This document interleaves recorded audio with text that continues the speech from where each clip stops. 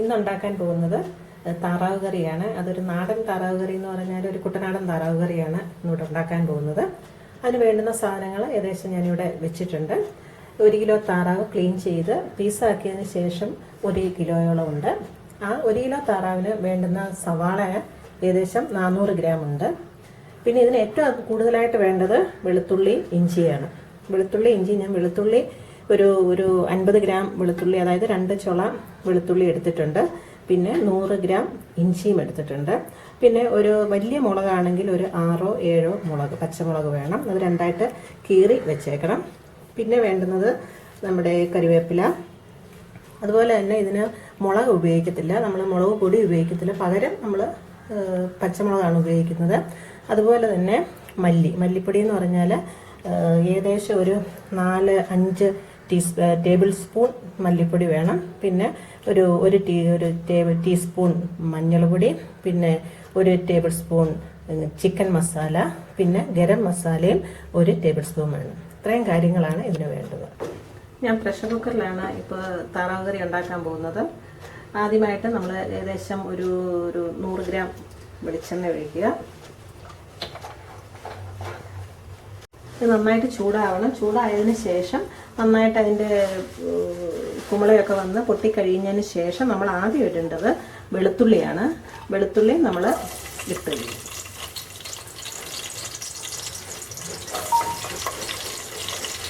വെളുത്തുള്ളി ഒന്ന് ഇളക്കി കൊടുക്കണം. കാര്യം എന്താണെന്ന് വെച്ചാൽ വെളുത്തുള്ളിയിൽ നിന്ന് വെളുത്തുള്ളിയുടെ നല്ല ചുവ വെളിച്ചെണ്ണയിലോട്ട് ഇറങ്ങുമ്പോൾ നമുക്ക് ആ കറിക്ക് തന്നെ നല്ല സ്മെല്ലും ടേസ്റ്റും ഒക്കെ അനുഭവപ്പെടും. അതിനുശേഷം നമ്മൾ ഇഞ്ചി ഇടുന്നു. ഇഞ്ചിയും വെളുത്തുള്ളിയും കൂടി നന്നായിട്ടൊന്ന് ചെറുതായിട്ടൊന്ന് മൂക്കണം. എങ്കിൽ മാത്രമേ അതിൻ്റെ ആ ടേസ്റ്റ് ആ എണ്ണയിൽ പിടിക്കുകയുള്ളൂ. നമ്മൾ സാധാരണ എല്ലാവരും ചെയ്യുന്നത് ആദ്യം സവാള ഇട്ട് വഴറ്റിയതിന് ശേഷമാണ് ഇഞ്ചിയും വെളുത്തുള്ളി ഇടുന്നത്. പക്ഷേ അന്നേരം അതിൻ്റെ ആ ഇഞ്ചിയുടെയും വെളുത്തുള്ളിയുടെയും ടേസ്റ്റ് നമുക്ക് എടുത്തറിയാൻ പറ്റത്തില്ല. ഇനി ഇപ്പം ഏകദേശം ഒന്ന് ചെറുതായിട്ടൊന്ന് അതിൻ്റെ നിറം മാറിക്കഴിയുമ്പോഴത്തേന് നമ്മൾ സവാള ഇടുന്നു. സവാള കൂടുതൽ എടുത്തിട്ടുണ്ട്. ഞാൻ പറഞ്ഞതുപോലെ 1 കിലോ താറാവിന് നമ്മൾ ഏകദേശം 400 ഗ്രാമോളം സവാള വേണം. എന്തിന് കറിക്കൊരു കൊഴുപ്പ് വരും. ആ കൊഴുപ്പ് കിട്ടുന്നതിന് വേണ്ടിയിട്ടാണ് നമ്മൾ ഈ സവാള കൂടുതൽ ചേർക്കുന്നത്.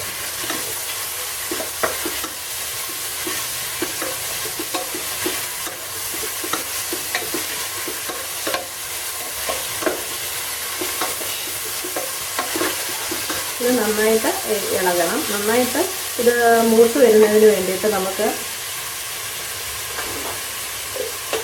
പെട്ടെന്ന് മൂത്ത് കിട്ടാൻ നമ്മൾ കുറച്ച് ഉപ്പും കൂടെ ചേർക്കും.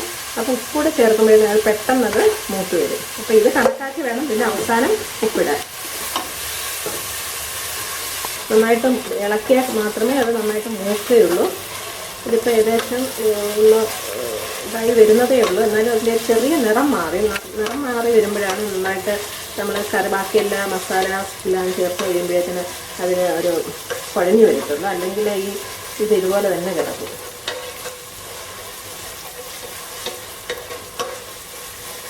ഇപ്പം ഏകദേശം ഒന്ന് ആയിട്ടുണ്ട്.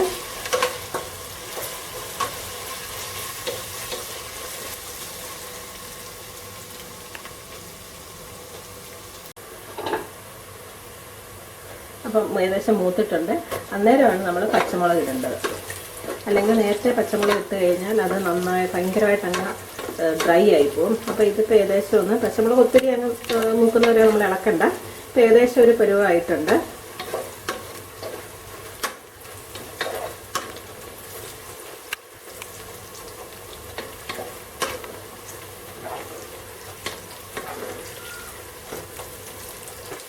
ചെറുതായിട്ടൊന്ന് വാടി വന്നാൽ മതി പച്ചമുളക്. അതിന് ശേഷം നമ്മൾ കറിവേപ്പില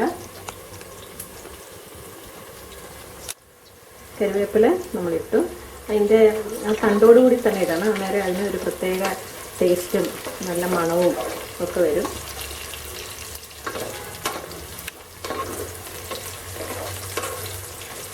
നല്ല മണം വരുന്നുണ്ട്. ആ ഇഞ്ചിയും വെളുത്തുള്ളിയും പച്ചമുളകും പിന്നെ കറിവേപ്പിലയും ഇതിൻ്റെ എല്ലാം കൂടി ഒരു നല്ല സ്മെല്ലാണ് വരുന്നത്.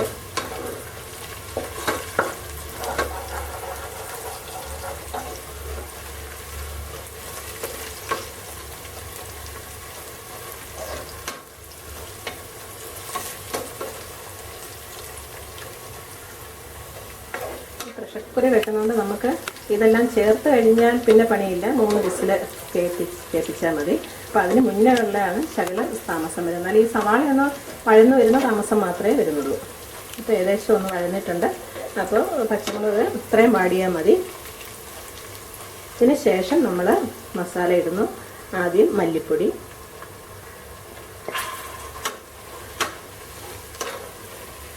മല്ലിപ്പൊടിയുടെ കൂടെ തന്നെ ഞാൻ ഒരു ചെറിയ സ്പൂൺ, അതായത് ടീസ്പൂൺ മഞ്ഞൾ പൊടി ഇട്ടിട്ടുണ്ട്. മല്ലിപ്പൊടി ഒന്ന് മൂക്കണം. മൂത്തതിന് ശേഷം മാത്രമേ അടുത്ത, അതായത് നമ്മൾ എടുത്തിരിക്കുന്ന ചിക്കൻ മസാലയും അതുപോലെ തന്നെ ഗരം മസാലയും ഇടാവൂ. അല്ലെങ്കിൽ ഒരു പച്ചപ്പ് തോന്നിക്കും.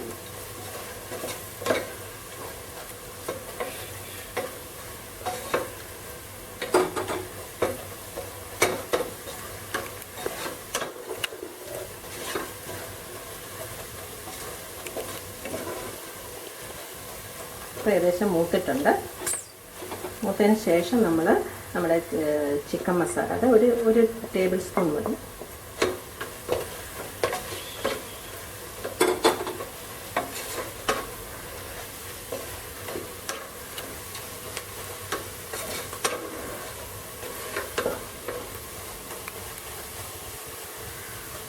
അപ്പം എരിവ് കൂടുതൽ വേണ്ടെന്നുള്ളവർ പച്ചമുളക് കൂടുതലിടുക.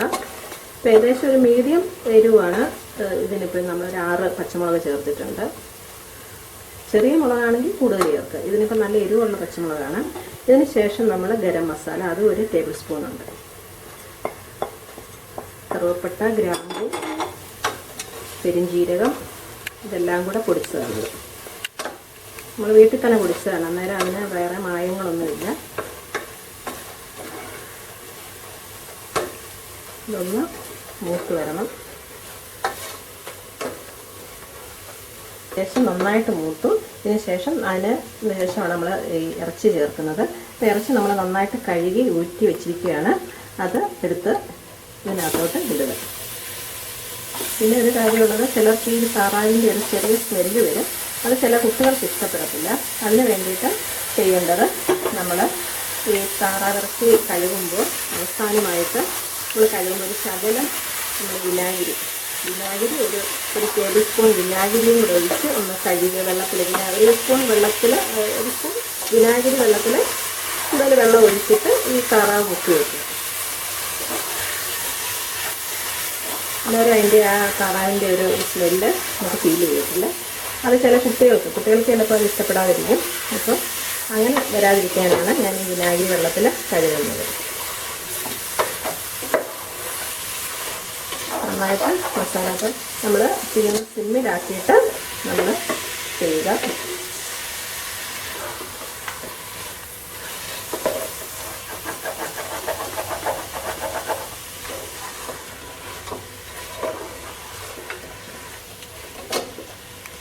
ഇതിൻ്റെ കൂടെ തന്നെ നമ്മൾ ഈ താറാവിനെ വേകാൻ വേണ്ടിയിട്ട് നമ്മൾ ചൂടുവെള്ളമാണ് ഒഴിക്കുന്നത്.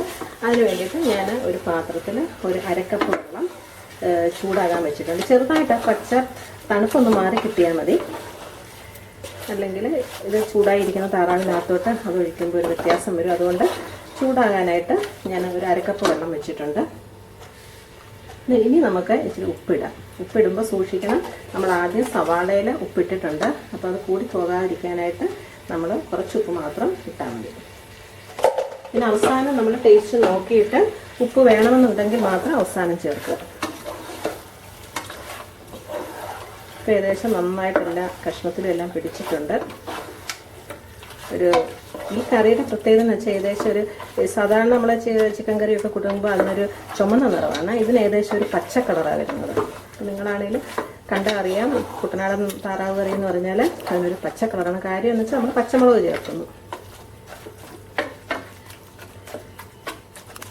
ചൂടായിക്കോട്ടെ. ഇപ്പം മസാല എല്ലാം പിടിച്ചതിൻ്റെ നല്ലൊരു സ്മെല്ല് വരുന്നുണ്ട്.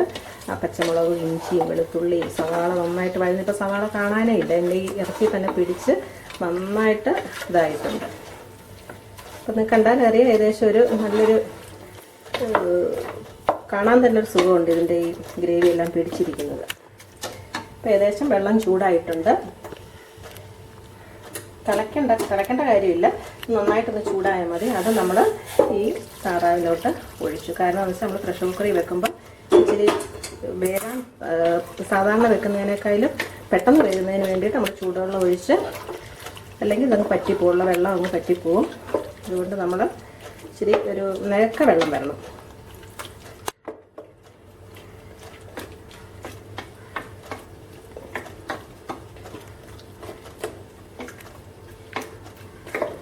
ഏകദേശം ഇതിനൊക്കെ വെള്ളം വന്നിട്ടുണ്ട്. നമ്മൾ ചൂടുവെള്ളം ഒഴിച്ചുകൊണ്ട് ഏകദേശം തിളയ്ക്കാറായ വെള്ളം ഒഴിച്ചുകൊണ്ട് അത് ഉടനെ തന്നെ തിളയ്ക്കും.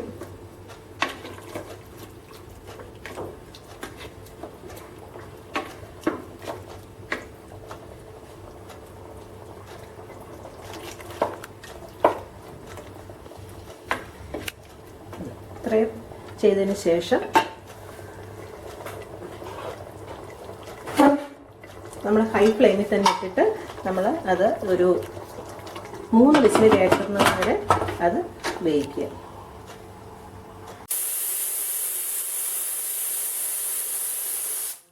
ഇതിപ്പോൾ 4 വിസിൽ കേട്ടിട്ടുണ്ട്. 4 വിസിലിന് ശേഷം നമ്മൾ തീയെ, അതായത് നമ്മൾ സിമ്മിലിടുക. സിമ്മിലിട്ടിട്ട് ഒരു 5 മിനിറ്റ് കൂടെ അത് അവിടെ ഇരിക്കണം. 5 മിനിറ്റ് സിമ്മിലിട്ടേക്കുക. ഇതിപ്പോൾ സിമ്മിലിട്ടതിന് ശേഷം 5 മിനിറ്റായി. 5 മിനിറ്റ് ആയതിനു ശേഷം നമ്മളിത് ഓഫ് ചെയ്യുക. ഓഫ് ചെയ്തിട്ട് ഇതിനി തണുത്ത് കഴിഞ്ഞ് നമുക്ക് തുറക്കാൻ പറ്റുന്ന സമയമാകുമ്പോൾ തുറക്കുക. അതായത് ഏകദേശം ഒരു 10 മിനിറ്റ് കഴിയുമ്പോൾ തുറക്കുക. നമുക്ക് ചേർക്കാനുള്ള 3 കാര്യങ്ങളാണ് ഇത് വെച്ചിരിക്കുന്നത്. ഒന്ന് തേങ്ങാപ്പാൽ, ഒന്ന് കുരുമുളക് പൊടി, അടുത്തത് കാഷ്യൂനട്ട് അരച്ചതാണ്. ഇത് 3ഉമാണ് ഇതിന് ഏറ്റവും കൂടുതൽ ടേസ്റ്റ് കൂട്ടുന്നത്. തേങ്ങാപ്പാൽ ഏകദേശം ഒരു 1.5 ഗ്ലാസ് തനിപ്പാൽ, അതായത് ആദ്യത്തെ പാൽ തന്നെ നമ്മൾ 1.5 ഗ്ലാസോളം ഉണ്ട്. അത് നമ്മൾ ഒരു അരമുറി തേങ്ങയുടെ ഒരു ഗ്ലാസ് വെള്ളം ഒഴിച്ച് നന്നായിട്ട് മിക്സിയിൽ അടിച്ചെടുക്കുന്നതാണ് ഇത് ഒരു 15-20 കാഷ്യൂനട്ടുണ്ട്. അത് ഒരു 1/2 ഗ്ലാസ് വെള്ളത്തിൽ നന്നായിട്ട് മിക്സിയിൽ അടിച്ചതാണിത്. ഇതൊരു 2 ടേബിൾ സ്പൂൺ കുരുമുളക് പൊടിയുണ്ട്.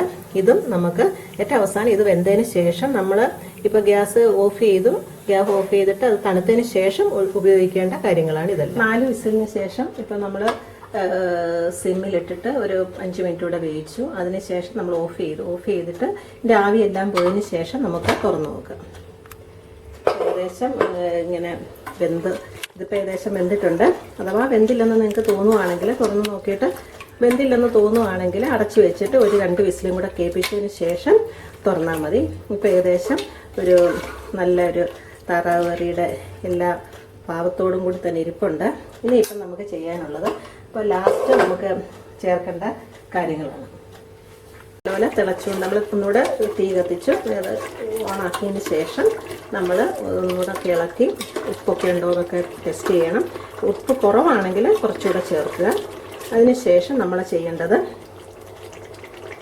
നമ്മൾ ഇവിടെ തയ്യാറാക്കി വെച്ചിരിക്കുന്ന തലപ്പാൽ ഒഴിക്കുക. തലപ്പാൽ എന്ന് വെച്ചാൽ തേങ്ങ പിഴിഞ്ഞതിൻ്റെ ആദ്യത്തെ പാൽ, അത് 1.5 ഗ്ലാസ് ഉണ്ട്.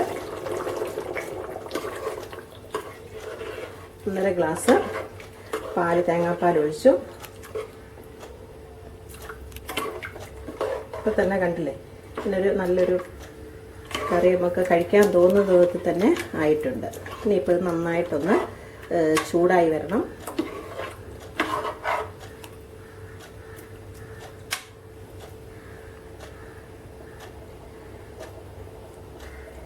അപ്പോൾ ഇത്രയും തേങ്ങാപ്പാൽ കണ്ട് ഇതിപ്പോൾ നമുക്ക് വേണമെങ്കിൽ പാലപ്പത്തിന് വേണേലും ഉപയോഗിക്കാം, അല്ലെങ്കിൽ ചോറിൻ്റെ കൂടെ ആണെങ്കിലും ഉപയോഗിക്കാം.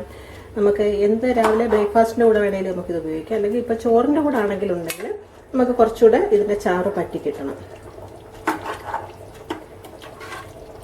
ഇപ്പോൾ ചാറ് വെച്ച് കഴിക്കാൻ താല്പര്യമുള്ളവരാണെങ്കിൽ ഇത് ചാറോട് കൂടി തന്നെ ഇത്രയും ചാറ് തന്നെ, എന്ന് വെച്ചാൽ തണുത്ത് കഴിയുമ്പോൾ ഒന്നുകൂടെ കുറുകുന്നത് കൊണ്ട് ഇത്രയും ചാറ് തന്നെയാണ് നല്ലത്. ഇനി ചെയ്യേണ്ട കാര്യം എന്ന് വെച്ചാൽ ഇത് നന്നായിട്ടൊന്ന് തിളച്ചു.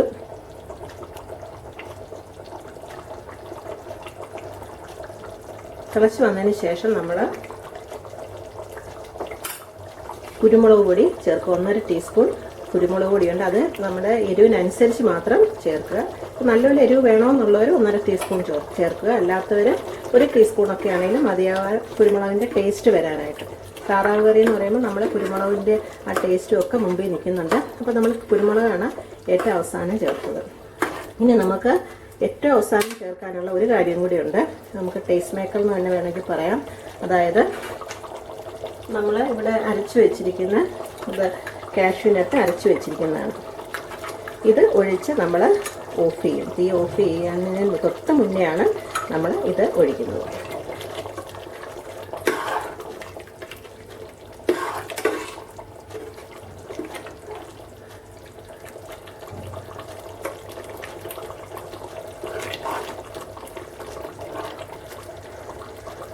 ഇപ്പം നമ്മൾ ഇതും കൂടെ ഒഴിക്കാൻ പോവുകയാണ്.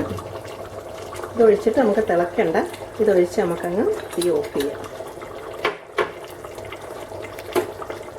തീ ഓഫ് ചെയ്തതിന് ശേഷം നമുക്ക് ചെറുതായിട്ടൊന്ന് ഇളക്കി കൊടുക്കാം.